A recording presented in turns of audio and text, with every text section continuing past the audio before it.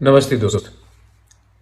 आज सबसे पहले इस खुश अवसर में मैं सबको ईद मुबारक कहना चाहता हूँ। हमारे जो भी मुसलमान भाई बहन हैं सबको मैं ईद मुबारक बोलना चाहता हूँ और मैं दुआ करता हूँ कि आने वाले दिन में जो यहाँ में पैंडेमिक चल रहा है हमारे पूरे देश में, हमारे राज्य में, वो कम हो और हमारी ज़िंदगी वापस जैसी पहली थी वैसी हो जाए। तो मैं आज के दिन आप सब से ईद के इस खुश अवसर में मैं दुआ करता हूँ कि ये जो कोरोना का महामारी है वो ख़त्म हो।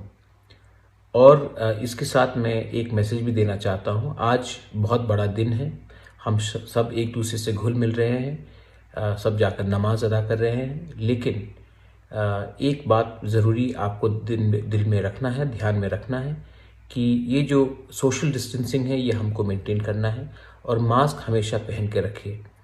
किसी को एक मौका नहीं मिलना चाहिए कि किसी भी धर्म को देखकर कोई बोले कि कोरोना इनके लिए स्प्रेड हुआ है, तो हम इनको मौका भी नहीं देना चाहते हैं।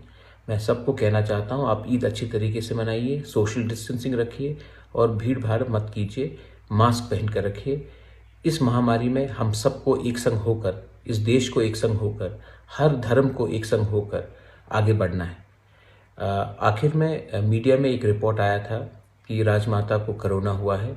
ये सच बात है, राजमाता को कोरोना हुआ है, उनका बुखार है, हम उनके साथ हैं, लेकिन वो घर में है और मैं आप सबसे कहना चाहता हूँ कि वो स्टेबल है, लेकिन आपका दुआ का दरकार है। आप पूजा कीजिए, आप दुआ कीजिए कि राजमाता भी जल्द से जल्द ठीक हो जाए।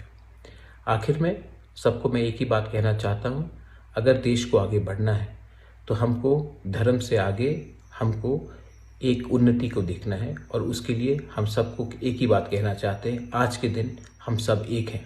ईद मुबारक टू ऑल। बेलाइनो हम बाय, धन्यवाद, थैंक यू।